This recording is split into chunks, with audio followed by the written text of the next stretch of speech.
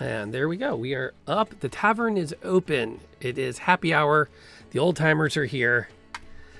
I am Lantern Noir. I've been doing Dungeons and Dragons since 1979. And nowadays I stream a variety of video games. I have a D&D on Sunday nights. We do murder mysteries or Sherlock mysteries on Monday nights. We do happy hour on Tuesdays. And on the weekend nights, whatever I feel like playing while the wife's at work. And joining me is the amazing, the humorous, the ever with the props, Greybeard Tavern. Hi, Greybeard of Greybeard's Tavern, and you can follow my Twitter. That has my schedule on it. But usually it's Thursday nights at over on Indoor Adventures Twitch. Friday nights I'm over on GGK Game Nights, or GG Game Nights. That's Kniggets with, swords and shield, that kind of nights. And then on Sunday, I'm on my own channel, Greybeard Tavern, on Twitch, doing some, right now we're doing Griftlands. And because people keep asking for it, I keep doing a bonus hour of Battle Brothers, because people want to learn how to play Battle Brothers or how to get into it. And there are no real beginner videos out there. Everything's a little more advanced. So I'm trying to get in there for the little guys and help them out. But that's me, GB. Cool. Well, it's been a good week.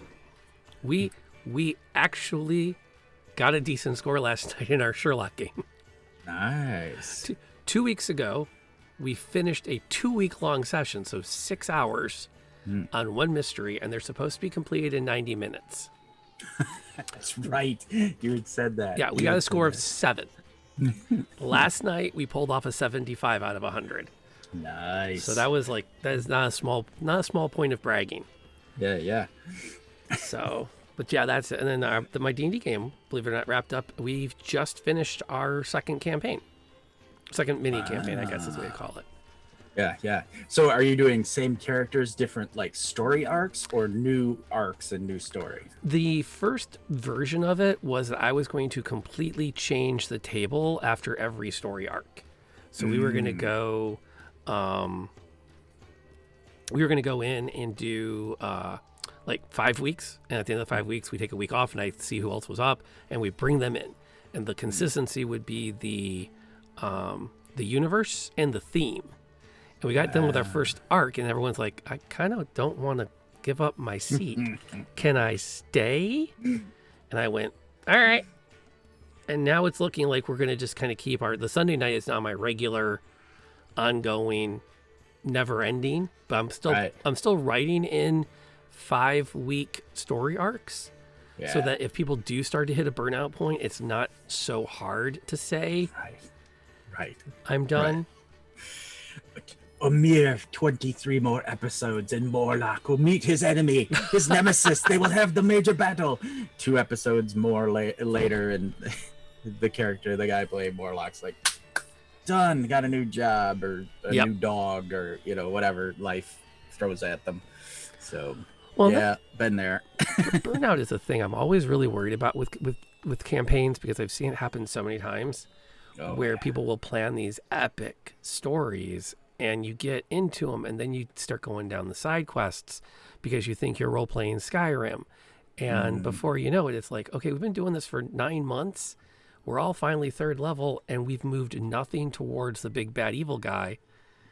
Yeah. And that's usually the moment people start dropping. Yeah.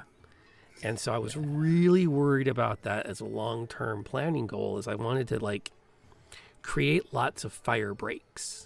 Yeah. So there was a lot of room to back up and go, okay, yeah, we're here. How are we doing? and we're looking like we might even start Curse of Strahd. Yeah. Which makes me a little bit nervous, because we're like, that's not a small commitment. No, not if you're really going to do it. And you said, though, you're going to add some twists and make it your own kind of thing, right? I think it's the other way around. I think I'm going to be cutting most of it. Because I know the original module so well. Like, I know I6. And so I'm thinking I might take all that extra sandboxy stuff they've added over the years to make it a campaign setting and go, no, we're just running this as a module. Gotcha. So another like story arc. We'll be done with it before Christmas. Yeah. But let's see how it goes. How are your games going? Good. We were supposed to have our finale of the Tyrant Security, which is the I can't pronounce it. It's from Ac Inc., the module that came in the Acquisitions Incorporated book, but we rebranded it in a homebrew world of Indoors. We were playing in Indoors homeworld, and we were supposed to have the finale, but life happens, and so we couldn't have our finale. So then Friday was Friday in our Cypher system is the Sprawl Cyberpunk game. We ended up going to the VR BDSM club, and it just went off the rails. It was just such a we were like, is this safe for Twitch? Remember, kids, it's all fun and games until somebody says pineapple. Yes, exactly. Perfect. Anyway, so it was a good time. We laughed a lot. Pin that. I want to come back to that. Sure. So how else? I mean, or is that the end of your games? Oh, my non-streamed home game with the Grognards was really, it was bejangled, and we're at a cutting point. Speaking of playing in arcs, we had one guy DMing, his coworker get murdered, and so now he can't DM anymore. Wait, like. Yeah, she was like literally part of a murder-suicide pact. Her boyfriend killed her and then killed himself. So now he's got to, insane. So he's like, I can't DM now. So we were doing a thing where when we couldn't have a quorum, my brother was running D&D set in my home world, which was fun because we have a Marvel Universe thing going on where I'm running my oldest elf in that world, and they're nearby, and they cross, they have these crossover episode things, and it's cute and fun. But we're about to start another game that I'm going to be running, and I only DM once a month now in an improv game. And so it'll be interesting to be back in the DM's chair. And like you said, I wrote this game as 6 episodes. 1, it's a new system that none of these guys have ever played, and 2, I want I want it to have a known conclusion, so we can do just what you said. We can go, okay, that's that arc. Do we want to keep playing this? Do we want to switch to another game? Do we want to so. Which seems to be like in the old days when it was like, I just got this new module. They really were, I mean, just not to show off the one I grabbed as we were like talking about grabbing modules, but they're like, yay thick. Mm-hmm. So, I mean, the entire campaign is the entire booklet is only 32 pages of content. And so they really were like structured around, let's take 3 or 4 weeks to play this, and then we're done. And then we pick up a new module, and we play that for 3 or 4 weeks. And that seemed to work really. Now, what's funny when you mentioned that? So, and this, I think this ties into D&D. If you ride this out all the way, but I used to do historical reenacting, and we were at an event, and they decided they wanted to demonstrate for the public. So we're all dressed up as Revolutionary War soldiers. We're all in camp. We have all of our lady folk following along. We're all in the British Army. And one of the officers gets the idea that he wants to show the public who've come to see this event what it looks like to have a period arrest and court-martial. So he turns to 2 guys in his unit and says, hey, go arrest the company sergeant. Now, nobody tells the company sergeant this. Right. So we're all standing around. It is Camden, Massachusetts? It's in Camden. I think that's in Massachusetts. It is middle of July. No, not Camden. Mammoth. Because the Battle of Mammoth Courthouse was famous because it was in the middle of July. More men died in the battle from heat stroke than musket balls. Because that's how hot it got there. Stupid wool uniforms. And trust me, I do not doubt that for a second, having been there in a wool uniform. And so we're all just, we're hotter than heck, and we're standing around, we're trying to think cool thoughts and eat as best we can. And these two guys come walking up, and he's like, Sergeant, we are here under the orders of Captain so-and-so to place you under arrest. And he looks at us, bugger off, I'm having lunch. And there was this thing where it's like, they're in character, and he's not. And they kept being in character, and he kept not. And eventually it got to the point where there was a small shoving match. Right. Because he's like, no, I'm not playing along with this game. This is over. Right. And because one of the guys that he shoved had his bayonet fixed, the guy with the bayonet tripped and almost impaled somebody. And things really got bad. Yeah. Because then it got to the, what was going on, that it got to this point, and we were discussing it later. And somehow I ended up in the meeting to discuss it later. I have no idea how I ended up in that meeting. Because I wasn't even part of their unit. I was like a guest of a friend of a friend who was in a Highland unit. And I'm like, I am never wearing a skirt. Right. It's not happening. And so they kind of like pawned me off on somebody as loyalist militia. So somehow I ended up in this meeting. And I'm like, it's like we need to have a word to cue when we're done playing. Right. And this one goes, oh, somebody knows how to be naughty. And it's, on the one hand, okay, yes, it makes for a good laugh. But this is just good etiquette when you're in any kind of a role play situation. Yes. Having a way to say, what? I mean, we all laugh at the LARPers running around like this. But it's obvious. Yeah. This is not a natural thing to do. Right. The X's and O's nowadays, and and the lines and veils and such. It's safety tools are good.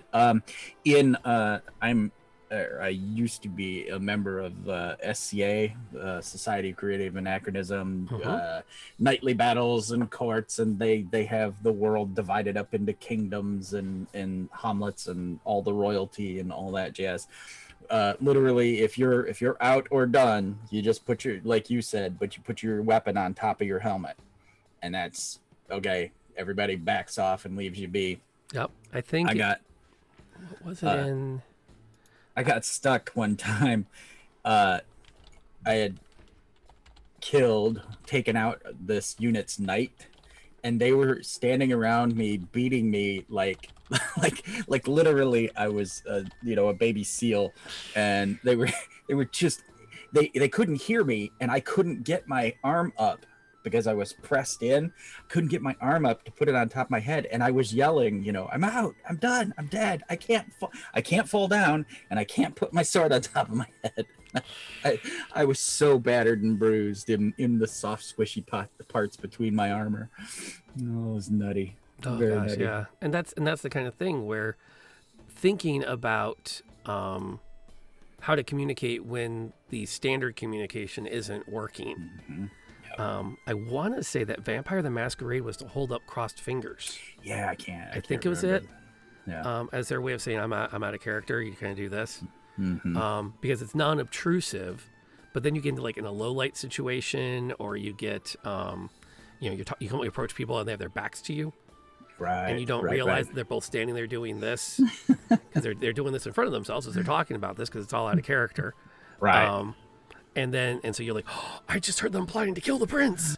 And then later on, they have to pull you. It's like, okay, dude, you didn't, because this is what was going on. And she was like watching from the corner. She could see we were out of character. Could you tell them what was going on? That kind of stuff. Yeah. But it's still.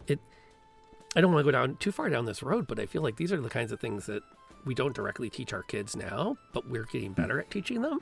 Like, yeah. My big message for my daughter is you can't make anyone play with you. Right.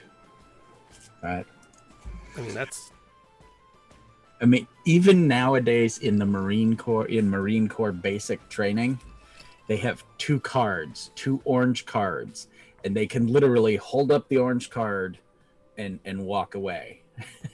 Really?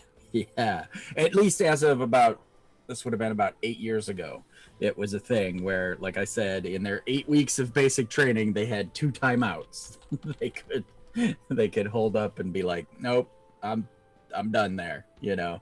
And I think it's probably a good thing, because at some point, so I had a friend who literally broke his foot, and he kept trying to tell people, "I have broken my foot. I need to go to X. I need a medic, and I need to be pulled from the thing."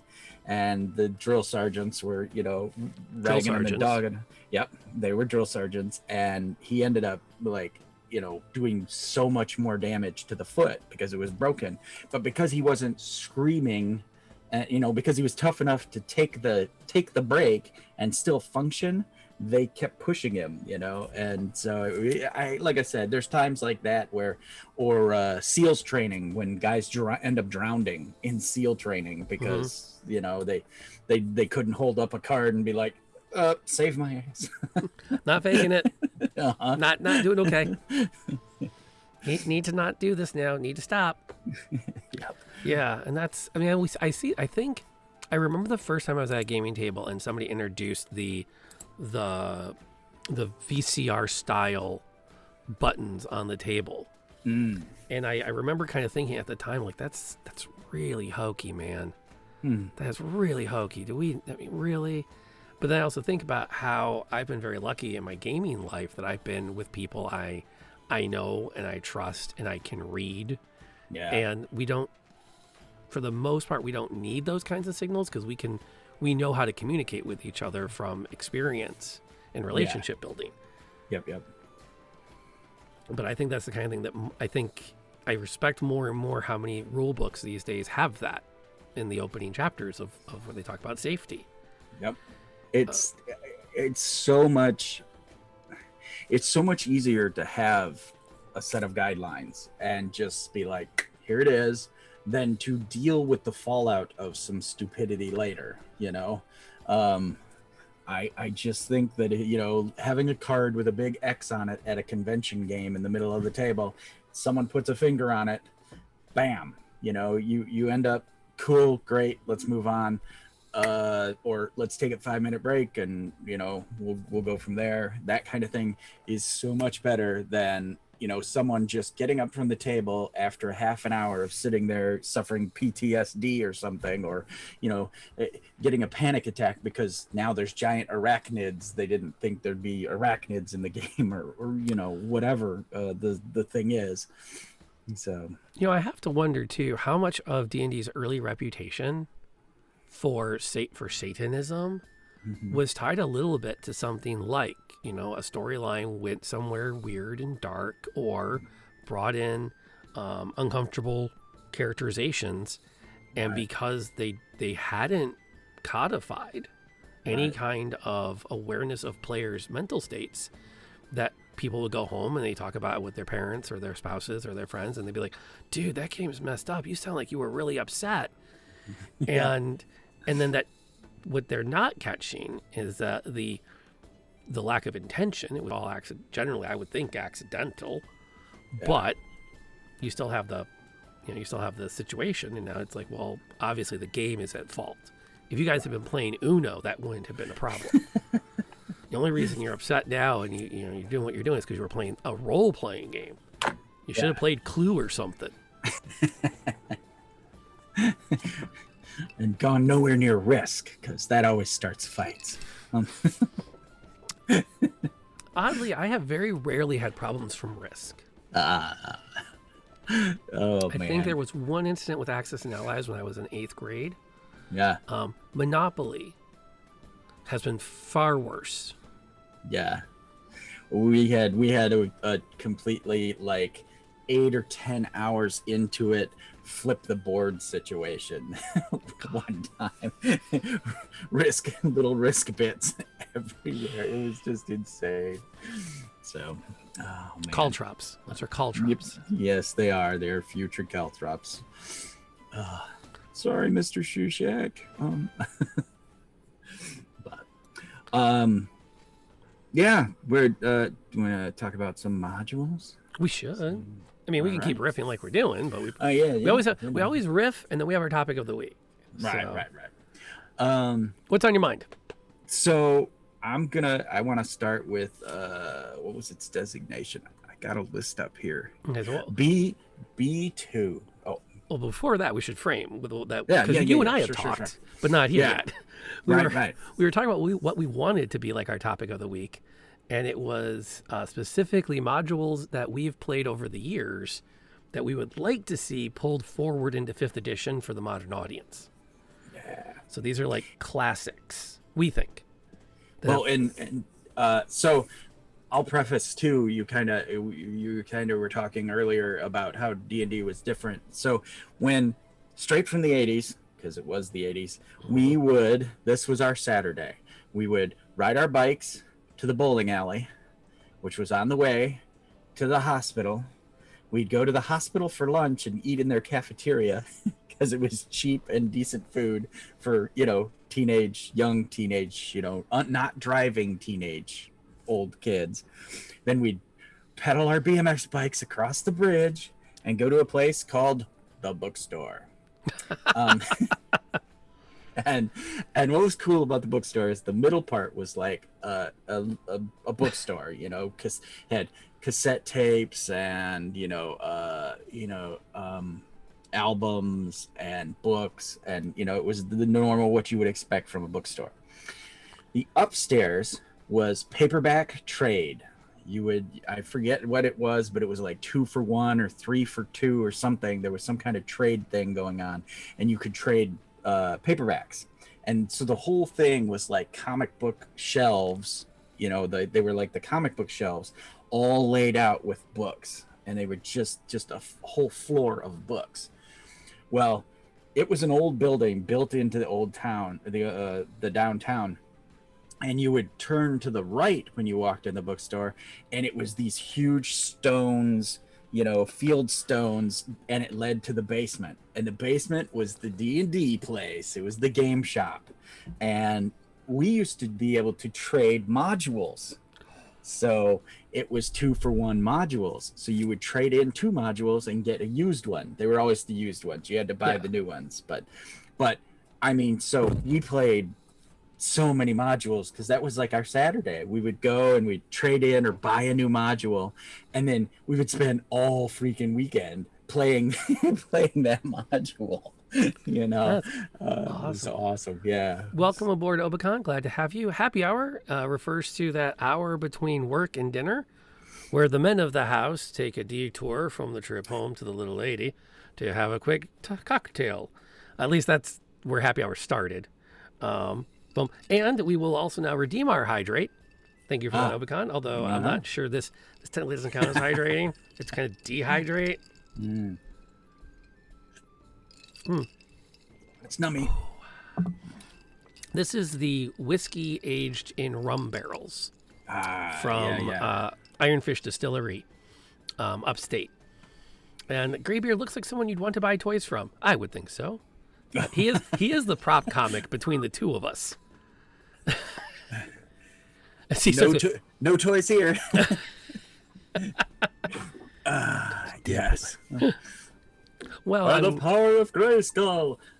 Yeah. Actually, I was not a heavy drink. I was not a hard liquor drinker until I started drinking whiskey old fashions, the traditional 1950s. Actually, Mad Men is what got me to finally try one. I'm like, oh, well, I can do. Now my whiskey is straight. Now I still do whiskey rocks, but it's a pathway. Yeah. It's so my spirits drinking began in high school, and it was, began after high school. It was like a 2-liter of Mountain Dew and a fifth of Southern Comfort. In nominal amounts. My first So. good conversation with my dad about the dangers of alcohol was when I mentioned Southern Comfort and Mountain Dew. He goes, Yeah. "Oh no, man, you don't touch Southern Comfort." That's what almost everybody I talk to says. They're like, "Oh God, why?" Rum doesn't need to have to cost $100 to taste great. Just needs to be from the right region. I'm down with that. There's a lot of good rum that you can find from a lot of good places. So yeah, there's bad whiskey, but this is not. This is Michigan-made quality stuff. So you were saying about the whole swapping out modules. Yeah. So we would swap modules, and then we would just play those modules like all weekend. It would just be like, so we were the first generation of latchkey kids, and so it was literally like, I want to say, out of the 5 or 6 of us that got together, only 2 of the guys had parents that were still together. The rest of us were the wild boys running free because our parents had to work. And so it would be every weekend we would converge at my house because my mom worked the most, I think. and we would just play an entire module in a weekend. Yep. Again, we were saying earlier, they're only like 30 pages back in the old days. So they weren't meant to, last forever. We've got Dissin on Captain Morgan as a rum brand. It's only for Coke lovers. Ah, yes. Well, see, I'm a Coke Zero and Bullet Bourbon guy myself. So That's fair. So we were talking about Dungeons and so modules that we would like to bring forward into 5th edition. So Keep on the Borderlands. I went and I rewrote it to play 5th edition with my home game, and then they came out with it. Yep. So it's out there. I haven't seen the 5th edition of it, but I will end up buying it at some point because it is probably the quintessential basic D&D module. Yep. Anybody who played Red Box, Mulvaney, D&D has played this dungeon. Yeah, well, and it was a very simple, if I remember right, it's the Keep on the Borderlands referred to this castle at the edge of the known civilization where adventurers would go, and then you go, okay, let's go explore the caves, and the DM would say, okay, which cave entrance are you going to go in? And you go, that one. And then they open up their little book and they're like, okay, you go down a 30-foot corridor and then it turns. Exactly. And everyone's got their graph paper. Yep. Exactly. And so I was playing this with, 3 grognards and my oldest.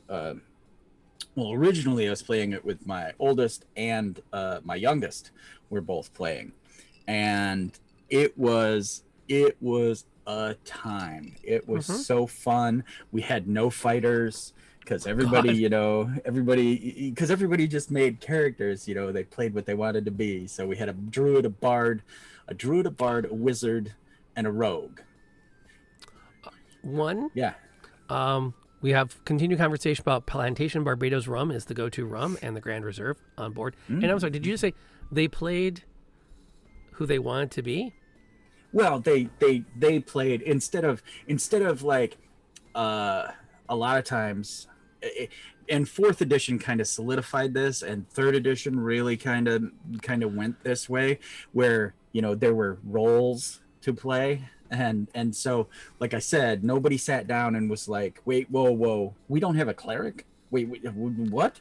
Because a lot of old school parties. Particularly, like I said, I'm playing with my grognard college friends and stuff. Usually it's who's the wizard and who's the cleric. Okay, and fighter and are you going to be a rogue? Rogue, we can have one or not. But they were making characters as they saw themselves, and that was okay. Yeah. So they were allowed to have representation, and the game still worked. Yes. Go on. Although when people playing looking too much in their books and their sheets tend to get bored easily. Good old-fashioned imagination just to make the game run. I almost peed myself the last time I had one of those DMs. He was trying to figure something out, how it's done proper.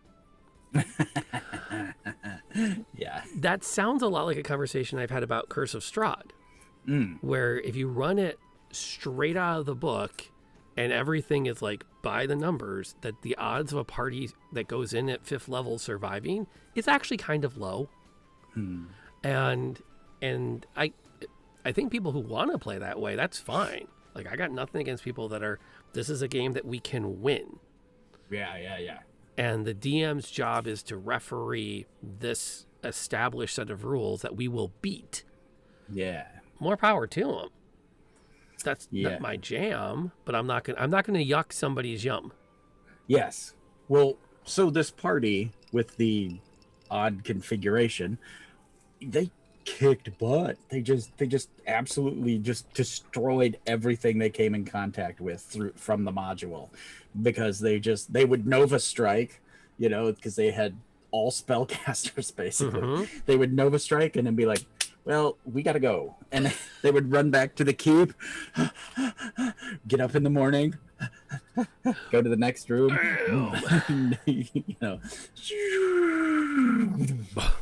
and then run again. It was hilarious. I thought I had them at one point. So I had the hobgoblins make a mantlet on wheels with like spears in the front of it, and they came running down the hall like, ah ha ha, you can't blast us and all this.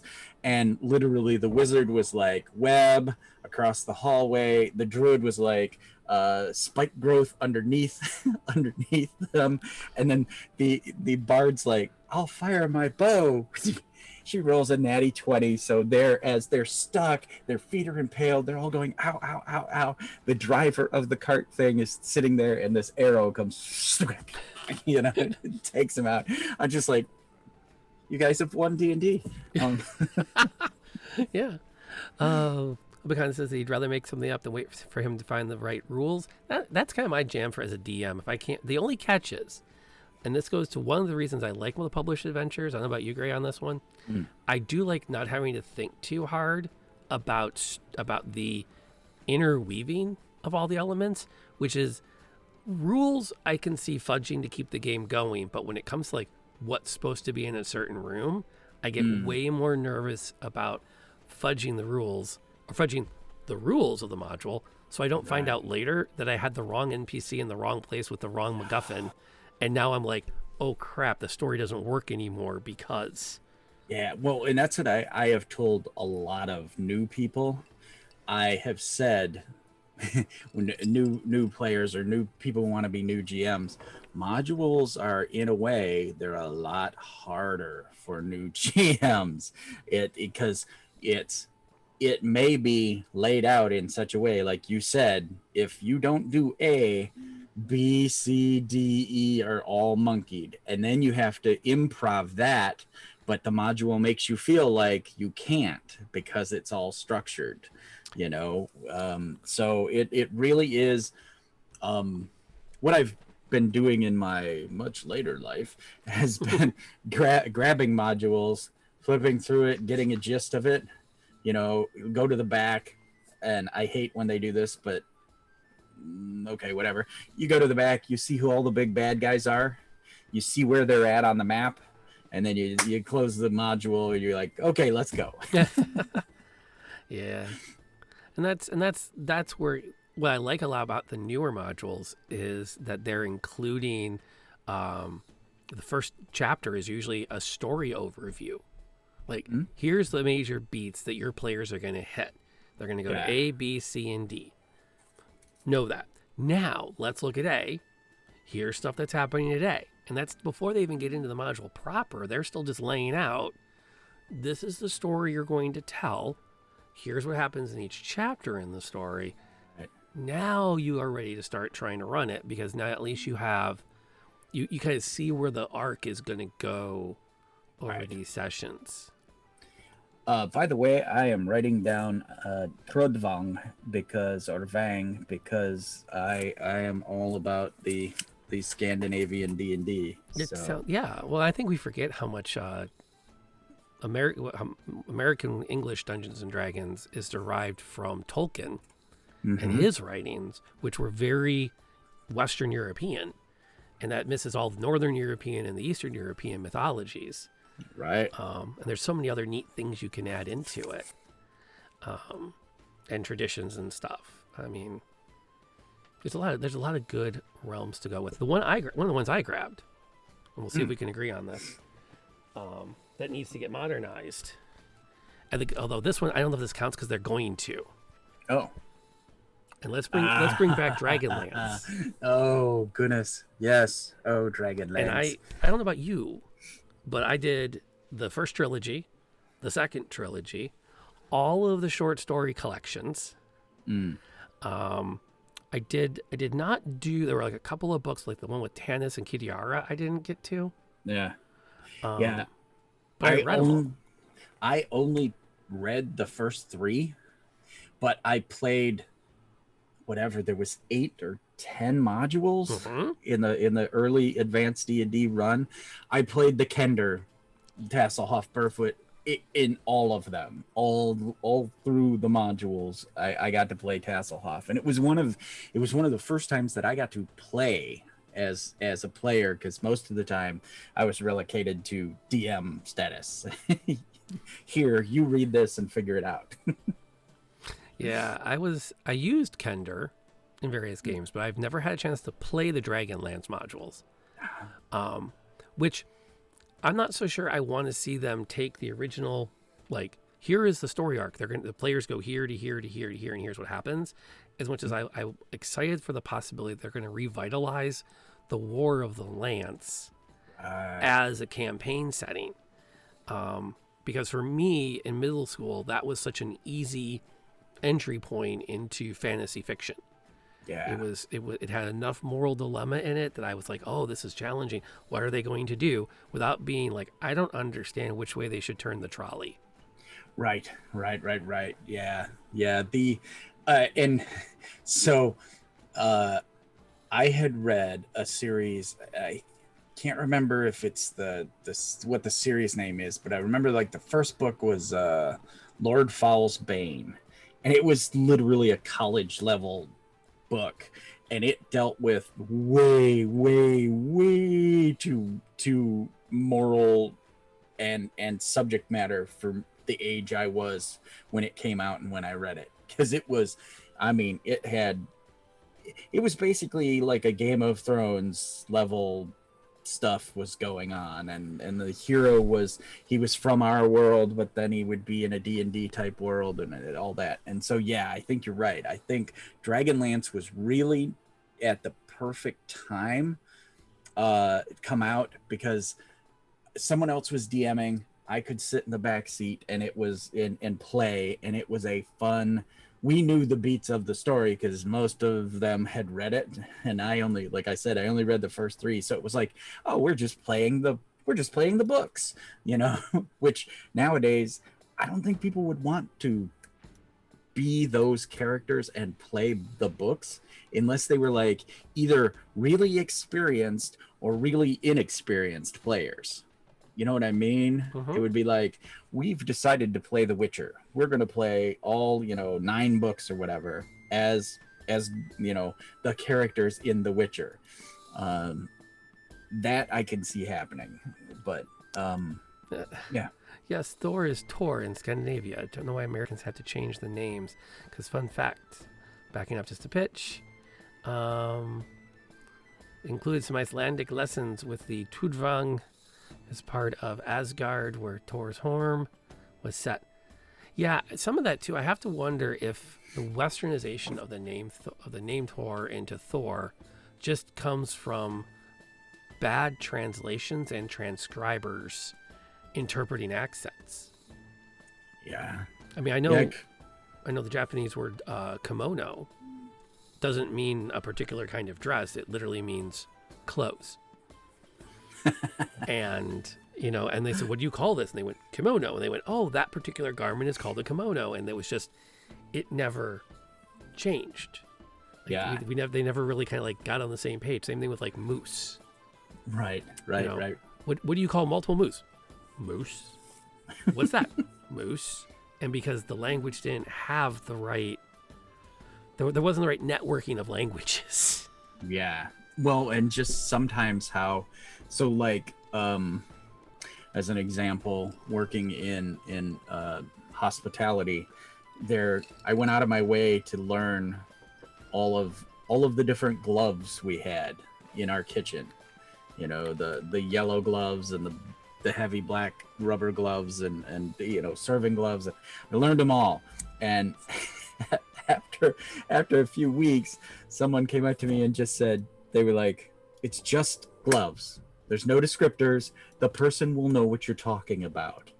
Or they will ask you, it was like I was talking to them like children or something. I was told it was insulting to have to say what kind of gloves to get or whatever. And I was like, wow, okay, I get it. It's all a different context. thing. Yeah. Okay, so the challenge is, can we say what the Scandinavian word for moose is? A with an umlaut, LG.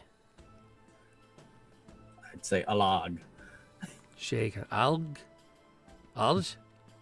Alj. Alj. I'm going with alj. If I apologize, this is my first time trying. If I blew it, I blew it. Almost. I'll take an almost. All right. Okay, so what else? What are some other great stories you'd like to see come forward? Of course, the Temple of Elemental Evil has made every edition. I think they should quit making the Temple of the Elemental Evil, and they should just make the Village of Hamlet just of its own, and make it like a focal point for other adventures. Like, in my opinion, it is like the perfect starter D&D town. I have used it in multiple campaigns as, well, you started this village. Yes, the Inn of the Welcome Wench and the brewery, and this is the druid who is, lives in a grove nearby. And I have used that and the moat house in probably 4 or 5 campaigns as the beginning of the entire campaign. Yep. That's like me with Capital City. Whenever I run a modern game, it's kind of like based on Lansing, Michigan, roughly. Right. Yeah. But it's the generic state capital built city. It's got a university. It's got major government offices. It has major headquarters. Right. It has outlying farmland. It's a dehydrate. Woo! Thank you for that, by the way.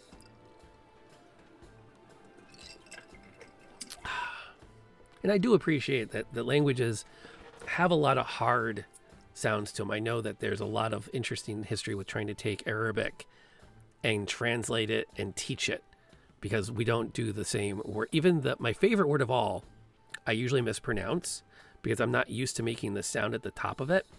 Yeah. Which is, it's chutzpah. Yeah, and it's that clearing your throat sound that I don't do with practice. You can tell I'm not a native speaker, but it's such a great word. Yeah, I used to in college. I hung out with a lot of Malaysians and Chinese Malaysians and stuff, and there was like 3 roommates all spoke a different form of Chinese. Oh, God.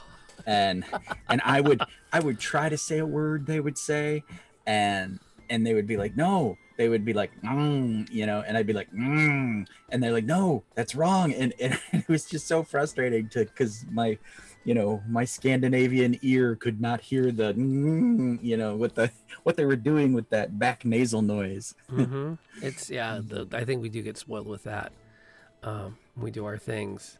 So, but yeah, that sounds like, Temple of Elemental Evil I can see coming to 5th if they don't change the 6th too soon. Right. Because it's so popular. It's kind of like a Strahd or Ravenloft kind of thing. And I totally get the first part. Even Nuln is fun because it's like pirates and, the river pirates and, oh, that's cool. But the temple itself is always in 2nd edition, in 3rd edition. I never played it in 4th, but in all the editions, it's just such a grind. Literally, kick open the door. Oh, it's ogres. Kick open the door. It's gnolls. Kick open the door. And it just, level after level. It's a mega dungeon, and it is classic D&D. Why do the ogres live here? I don't know. What do they they're eat? ogres. They eat adventurers, obviously. Yeah. So I'm playing Monster Hunter World, to Obi's comment about Japanese, with the Japanese language and English subtitles, just for the immersion factor. Like I just like the feel of it, and plus everyone's so stylized, it just feels more right to me. I don't know. I don't know about you, but I don't know if we need it. But I have to wonder if Undermountain is going to make its way into 5th edition. Because we have Tales from the Yawning Portal, which is not technically Waterdeep. We have Dragon Heist, which is very Waterdeep. Yeah. And I think there's another one that's set Mountain in of Waterdeep. I was going to say Mountain of Madness, but it's oh my God, yes, it's the Maze of the Something Mage. Oh yeah, the Maze of the Magic. Isn't that the Underdark or Undermountain? Yeah, Not the Underdark. yeah. The Undermountain. The Right. Underwater with, Deep. With Skull Park, it was Skullport and such. So that's there, but that again is that's another one that's a grind. They literally are like, oh yeah, this is huge, and the only way I would want to experience that is in like someone playing it, a live play of it, and then doing it at like twice speed.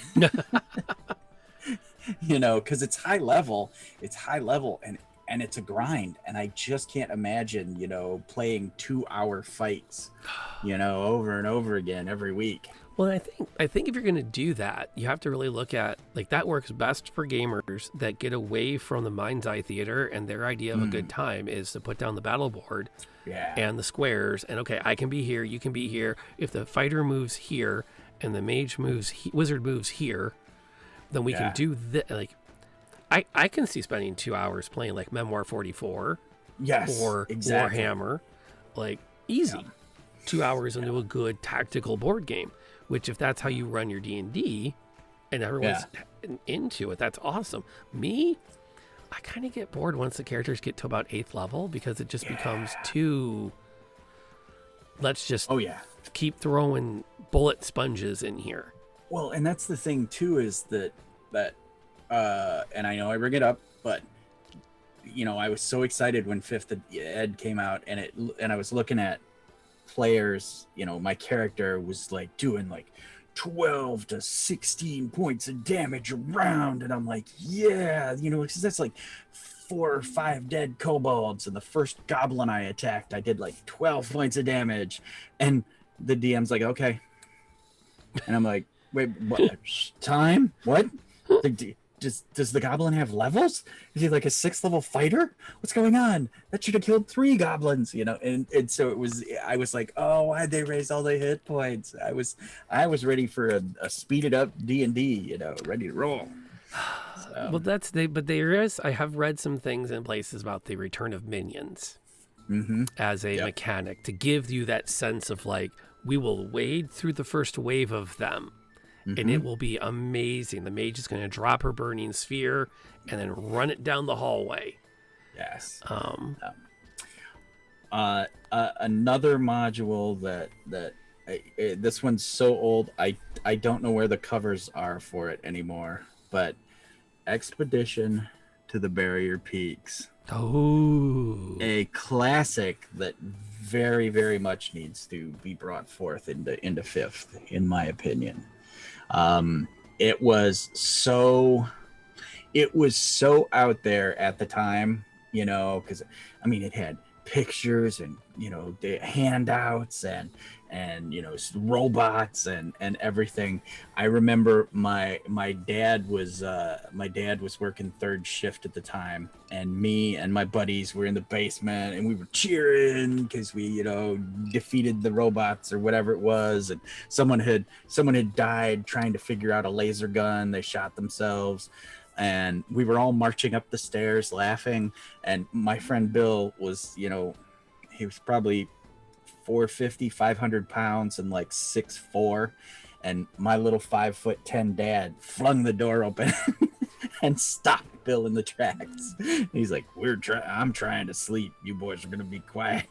And Bill's like, yes, sir. We're gonna be quiet. Yes, sir. But yeah, it was so fun. We couldn't help ourselves, man. I was running around. I was a ranger with a trident, and it was just, it was just insane. Great module. I'd love to see it because you got, like I said, aliens and spaceships and technology. It's where one of my favorite races, the Myconids, came from. First showed up in Barrier Peaks. So that's weird. Yeah. That's slick. I still hold out hope that at some point they're going to actually put out Ravenloft as a module without all the extras. Yeah. Because I appreciate the extras, but I like it as the old. I like the old style of it. Yeah. We've got a goal. We're going to do the thing. Here's a couple of MacGuffins along the way. Here's an interesting storyline. But that's just me being me. Yeah, Again, they've switched to the hard book format, and so everything now is a hard book, or it's a collection of these smaller modules in that, and so I'm looking forward to Candlekeep. Yeah. And I have Yawning Portal, and I have played probably 2 or 3, or I have run 2 or 3 of the modules out of it as parts of my homebrew world. Just like, oh, we need a jungle temple. Well, there's the Tomb of Tomoe-chan. That's now the jungle temple that you guys are going through to get your stuff. And it works. Oh yeah, it's nice. But that's why I don't think you'll ever see Ravenloft come out as just Ravenloft. No. Posture check. Oh, posture check. Oh, that's a good one. I'm glad you got that. I appreciate that. I got concerns that we're both starting to slouch a bit there. Yeah, well, and I got the lumbar thing that when I lean forward, it shoots up the gamer chair. Yep. At some point, I think I do need to invest in a better office chair. This is one I got last year when I broke my foot because I knew I'd be sitting a lot. I upgraded my chair, and I did not spend a lot on it. Right. And I'm starting to feel a little bit of that. I should probably put a few bucks into this, so I'm going to be in this chair for much more than I currently am. I love mine. Like I said, it's one of the lower end gamer chairs, but it's been fantastic. So yeah. But that's where that's at. They are definitely looking to do that hardcover collection. Yeah. Sponsors are good. I have a partner. I don't know if I call her a sponsor, but I have a partner. If you look down, a friend of mine has an Etsy store where she sells artwork, and I said, well, I'll put you on my page, and then if we ever get enough traffic off of it, you can start to give me stuff. So, and we'll figure it out as we get that. Yeah, that's it's about goals. There's a streamer I follow who has like 12 sponsors. She has a little banner that runs through under her camera. Yeah. And she's not a part. She doesn't have she's still affiliate. She maybe gets about 20 people per stream. Yeah. So she's not huge. I mean, she's doing better than, she's doing well, but she's not, she's not packing in on 300 viewers per stream and with 50,000 followers. So it can happen. It's all about marketing. It's all about marketing. And branding too, because I mean, like you just said, there's an Etsy store, and you could have Teespring, and you could have all the the merchandising and stuff going on. Merchandising. Yeah, the stuff all from Indoors Redbubble. Yep. And we put this one's even mine. This was my contribution to the thing. Nice. Was our gym, 2 of our characters. Kronk and Gwen, they have a gym, or in our cartoon reality, they have their own gym. So that's that makes sense. Goreblast and Stompfoot. Yeah, and that's the key, is you find people that you want to be, you want to be part of your family. Is a big part of that. One of my problems with published D&D adventures and thinking, because I realized this when we were talking about it, after we it said let's do this week because it's nice and it's a low stress topic to go after. I didn't play that much published Dungeons and Dragons through my middle school through or high school through college. College, most of what I played were homebrew games that got run by Joseph Ogre. Yeah. And then when I was in high school, we were playing everything but Dungeons and Dragons because D&D was the one thing my buddy was forbidden from playing. He could play vampire. Well, we didn't have vampire, but we did right. Robotech. We did Shadowrun. Would be the one that you're like, wait. Your kid plays a professional criminal who runs around magically enhanced with a katana, so he can rob corporations at the behest of their rivals. Right. You're okay with that. But they can't be a good paladin slaying evil and saving the world. And we all kind of like looked at each other when it happened, and we all kind of looked at Tim, and we all like, well, okay. Mm-hmm. If that's the way your mom rolls, that's the way your mom rolls. I was literally chased from a friend's house when their mother found out that I played D&D. I was talking about it with their son, and she started screaming, "Get out of my house, you little monster!" And she chased me. She literally chased me out of her house, running on the trails. She's gonna kill me. She's after me. Yeah, but now that said, yeah, I would love to see them take the Shadowrun Harlequin adventure and turn it officially into a D&D adventure. Yeah, because I have been every so often I get in my head, I can do this. Right. And then I get a campaign going and we get through like the second chapter in it. And then it all just goes to pot.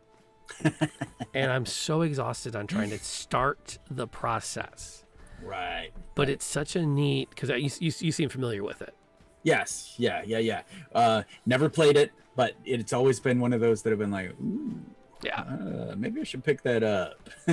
And the biggest problem we ran into is the person who was running it ran it one Shadowrun at a time and never sequentially. Oh. So it was one of those where like he'd run like, whose turn is it to run something this weekend? Well, I'll run something, and he'd run an adventure out of Harlequin, and then like the next day, like, hey, let's do another Shadowrun tonight. Yeah, whose turn is it to run it? Someone else go, well, I'll run something, and it would be something completely different. Gotcha. And so it was like over a 4-month period that we slowly crept our way through all of these bullet points, to get to the finale, which I wasn't even there for. Oh, I missed the finale to everything, which is, I mean, it is what it is. We were high school kids. We were all doing the thing. Yep. So I was still happy to be part of the team when I was, because I was always the one making a new character. Right. We have seen that one too over the years. I've had a few people. So when I was running in college, we had 9 players in our game, and it would literally be we would start on, Friday night. Everybody would try to schedule to not have not have classes on Friday, and we would start Friday at some point, and people would come in and out because they had to go to work, rather than, not want to be in. So, but the campaign was 9, and it was all homebrew, and it was a fun time. But yeah, it was one of those where I can't imagine trying to run a module with that. I ran a game too one time when we were running the Gamers Guild out of the college for the summer. We went from 40 or 50. We had 300 members at one point in our college gaming group. It was nice, but we went from a normal Friday night would be anywhere between 30 and 60 people. We went to 19 people in the summer. And so I ran one D&D campaign with 19 people in 3 factions. Ooh. So there was about 6 to 8 people in each faction. And I had them in 3 different classrooms. and they would kind of DM themselves for bits and bobs, and then I ran. It was like a Game of Thrones before Game of Thrones kind of thing, you know. Okay. They were the three factions in this country, and they were, you know, vying for power and stuff. And that was when I was in my 20s and much more energetic. Yeah, well, that kind of applies to all of us. Yeah. Being more energetic back where there's the meme, which is, I might be in my 40s, but I party like I'm in my 20s. Yeah. Until I party like I'm in my 20s, and then I'm like, nope, I'm 40. Yes, exactly. That'll do it. But yeah, that's intense. There was a group at our local game store that was running. He had something on the order of 12 players at the table, and he was running Curse of Strahd, which, you know, yay, great adventure. But it was like, he's like, well, we already got 12. We could take one more. And I'm like, I'm not comfortable joining a game this big. What's up, little bit? Mom needs help closing the garage door. Mom needs help closing the garage door? Okay. All right. I guess I'm going to have to take a quick... You know what? Yeah. I'll let you riff. You can riff. You don't need All me right. here. I'm going to go let you riff. I'll be right back while I go take out the garage door. Alrighty. I got just the thing. You good? Oh, okay. Oh, got it. Okay. So one of my modules that I would like to see come into 5th edition was UK1 Beyond the Crystal Cave. When we played it, there was at the end, the faking or whatever it was, I didn't run it, I was playing in it, they gave us a wish. And I know I've told this story before, probably I've told it somewhere. Anyway, they gave us a wish. 2 years later, our characters were suddenly, you know, 12th 15th level, whatever, and I had never used the wish. My cavalier had never used his wish. Everybody else was like, give me this and give me that magic stuff. And so we were there. We were faced with Asmodeus, and, you know, he was coming at us, and the wizard put up an iron wall, and Asmodeus was pushing the wall down. And so I was holding the wall up because I had a giant belt of giant strength, storm giant or whatever. So I had like 25 strength. He had 25 strength. We were pushing on this wall. He started to heat metal. So I'm burning. I'm pushing on the wall. And all of a sudden I just said, I was like, Asmodeus, I wish you back to the plane from whence you came, never to return to this plane. And everyone was like, what? And then it snapped in all their heads. They were like, oh my God, that wish, you've never used your wish. Oh my God. You know, and so it was crazy and big. Sounds like an ass. Yes.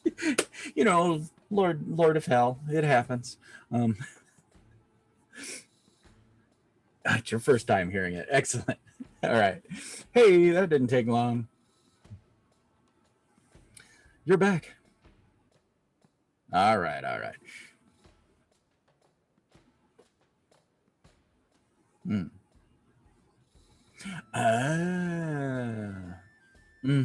Yeah.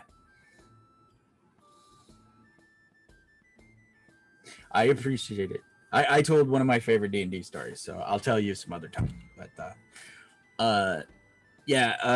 so another series of modules that I'd really like to see is I think it's a UK ones.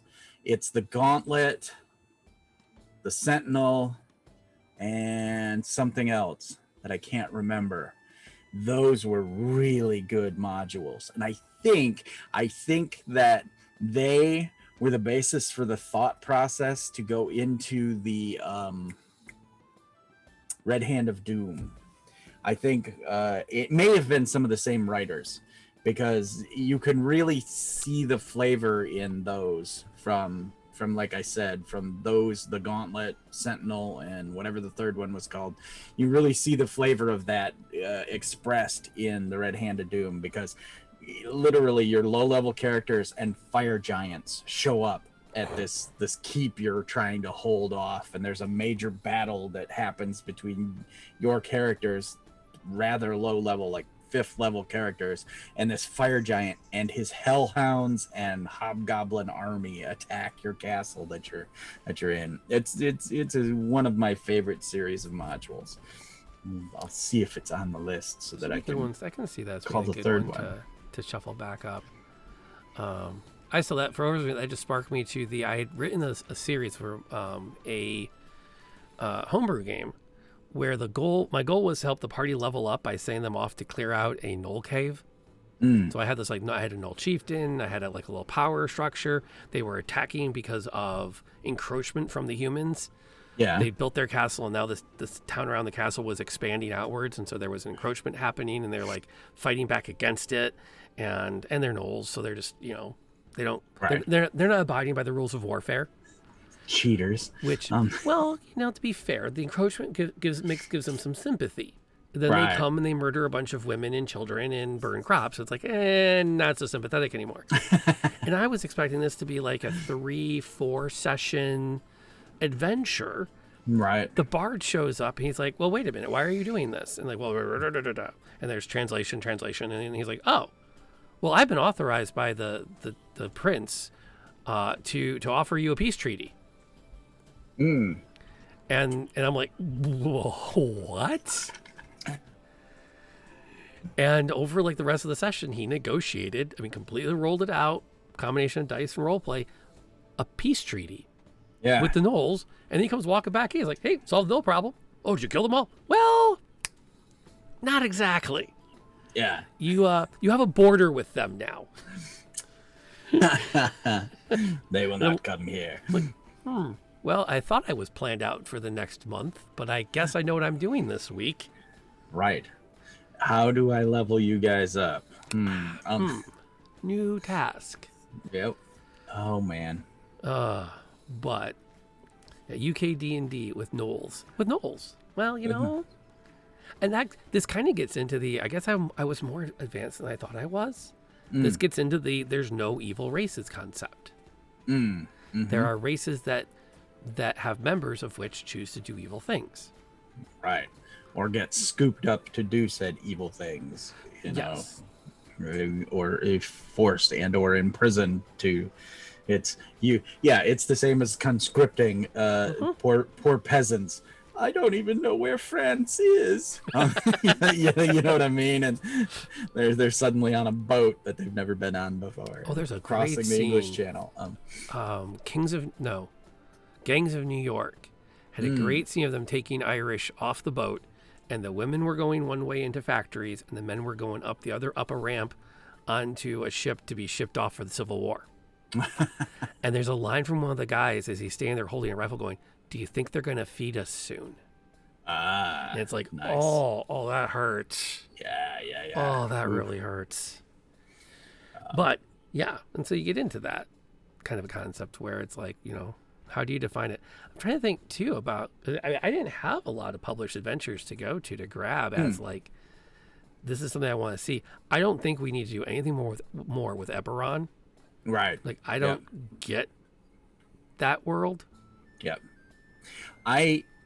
So I have gotten to a point. It was funny because I got to a point where I had played enough other games that, like, a Warhammer fantasy roleplay and other stuff, where I'm like, yeah, whatever. Well, particularly when my girls got old enough to start playing, they were like, why can't there be alicorns and, griffins and just everywhere and everything. And so that's where I was like, I would love to do more. And also too, my brother had gotten really into steampunk.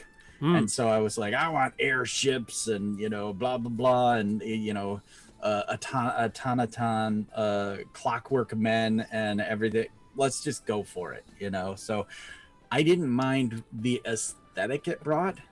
Hated it at the time. I hated it at the time. Who doesn't like horns and tieflings? I'm not gonna lie, tieflings are hot. Yeah. I'm down with that. Yes. what we had was third edition. They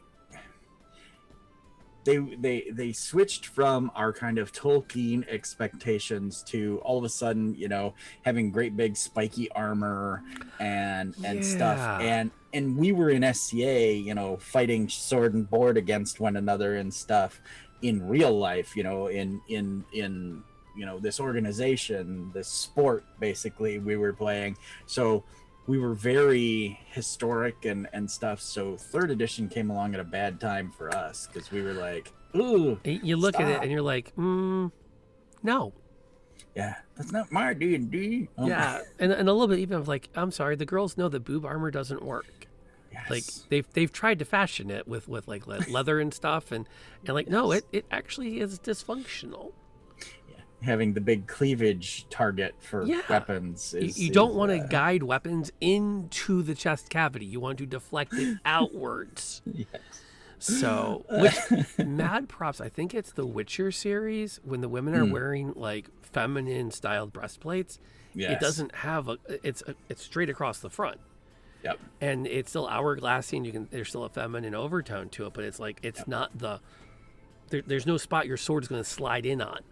It's still going to deflect outwards. I'm like, that is just good design. My wife's like, stop looking at her boobs. Like, it's armor.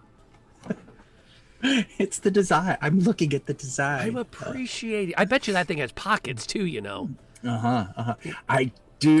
I don't know. The memes on your Discord are great. I love checking the meme section on your Discord because there was something like that. Look at this armor has pockets. I was like, not only was it on my Discord, I put that on the stinking board every hour of class. Nice. I'm like, nice. Girls are not complicated, folks. Yeah. I'll be playing in a Witcher campaign RPG here soon, and my character has a secret pocket. She's like a hedge witch, and she's got a secret pocket and a sleeve sheath for her dagger. Nice. So absolutely, you can make them feminine without making them hazardous. Mm-hmm. So, but there's definitely some room to do that. I think one thing I'm surprised they haven't done, and I'm hoping maybe they do it before we get to 6th edition, is I appreciate Curse of Strahd as being the gothic horror. I would just love to see them really look at how to put out a good source book that either hits a hard steampunk, maybe an Age of Powder, or a good swashbuckling. Yeah. Like they've flirted with it, like the Saltmarsh stuff is like it's starting down that road, but I like to see them go like 7th sea level, right, all in. It's really funny. One of my buddies, ex-Army Ranger, writes for 7 Seas, and so it's a good game to do the pirates and such. I played Saltmarsh, and it was on my list today of modules to bring up that did get converted over, and they did do a pretty good job of it. I liked what they came up with. I would like to see them do something else with vehicles. But I understand that they did the vehicles the way they did. Having played in Avernus and having played in Saltmarsh, I get, and also in the Act Inc. thing, Acquisitions Incorporated module, all of them have vehicles, and all of the vehicle rules, I get why they run them the way they do. I'd like to see something different, but it works. So, argument for making the boob area on chest plate, but without cleavage, with a neck guard to easier deflect arrows. Yes, French heavy breastplates, that works. Yeah. I've seen that. That's the goal. You want to deflect away, not pull in. Wow, did my brain just do a weird squirrel jump? Oh, still right. Okay, Squirrel, so I'm at a LARP, and I arrive at it, and the LARP is held in the swamp because and here's why. These guys got out of college, guys and girls, and they said, let's make our LARP that we play here in college official. let's pool our resources, let's buy some property that we will then develop into a LARP location. Yeah. You know, we're gonna buy it undeveloped. We're gonna build on it ourselves. We'll put our own buildings on it. We'll plan it. We'll make our own pathways. We'll do it. And so a bunch of college kids pooling their pizza money can buy swampland. Right. So there's you pulled into the sand parking lot. You'd suit up, and then you would go into the field.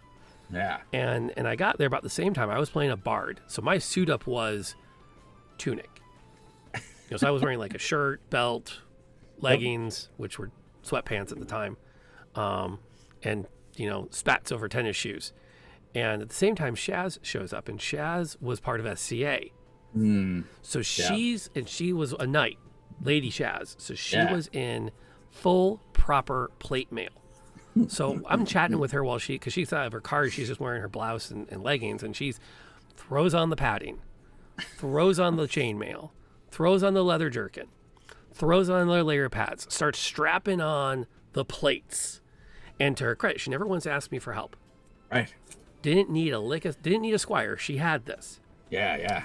And then we're like, and I'm hanging out with her because I'm not an idiot. I have, dagger and my spell songs. Yep. And I pull in next to Lady Shaz in full plate mail with shield. I'm like, I'm waiting till she goes out there. Yep. I'll just follow her. And so I hang out, we're chatting and stuff, and then we're like, oh, let's go. And we start walking out, and we get maybe 5 minutes down the trail towards the first stop as we get in there. And all of a sudden she starts jiggling. She starts rocking her shoulders. Uh-huh. And then she wiggles a little. I'm like, are you okay? She's like, I have a mosquito bite and it itches. I'm like, okay. And she's like, but it's right there. Right. And I'm like, okay, wow. She's like, I want to be mad, but I'm damned impressed. Because if any mosquito deserved my blood, it's the guy that got me through this. Yeah, exactly. I thought you were gonna say she was settling her armor because it's oh my god. We used to always put our armor on and then walk to the field because one, it's easier to carry armor on your body than like have like a 40-pound kit on your on one shoulder, and by the time you get there you're sore. So we just put it on and we walk, and it was so funny because we looked like jangly skeletal knights, trying to get all the little armor pinches and stuff worked out by the time we get to the field. So we're all jangly walking along trying to get everything to settle out, So Bards in our game were we weren't combat as much as we were medics. Although there was one event where Rasputin managed to keep a shambling mound out of town for over an hour by doing a song of repulsion. Nice. Because bardic magic in that game was pretty potent because you had to maintain your song to keep the spell active.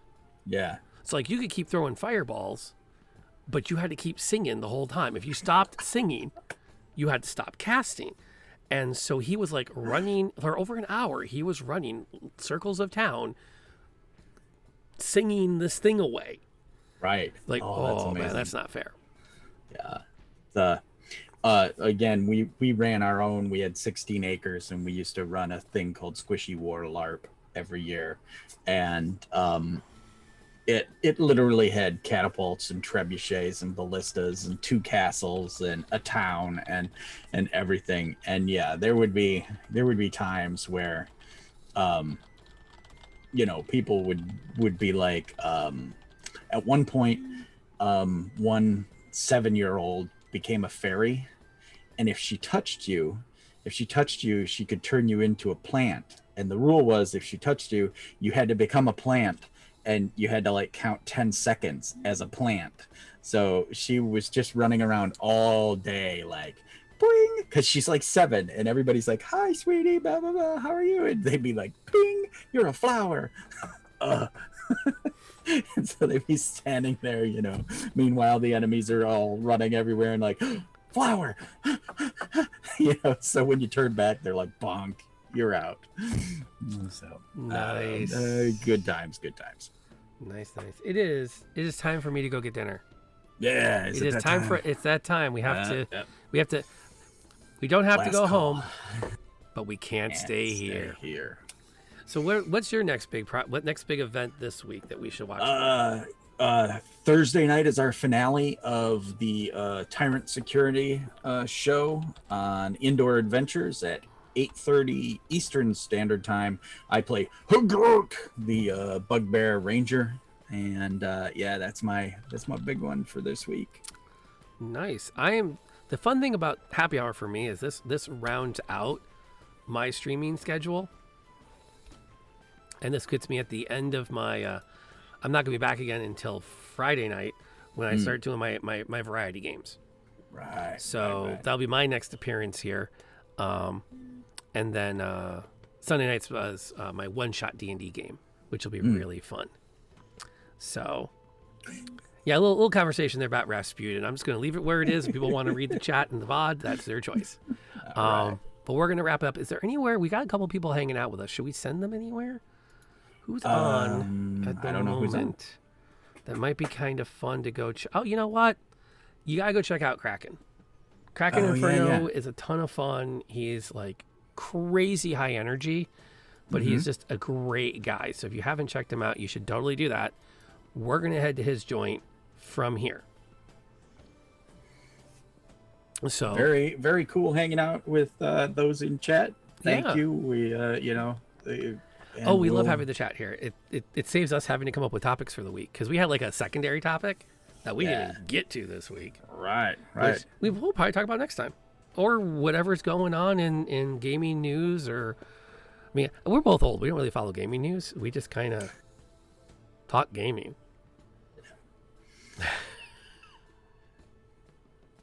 Yeah. Okay. On that note, any last parting thoughts? Play some D&D. That's D&D. it. I mean, that's it. So that's our 3. Play D&D, wear a mask, and above all else, keep you and those who care about the most safe.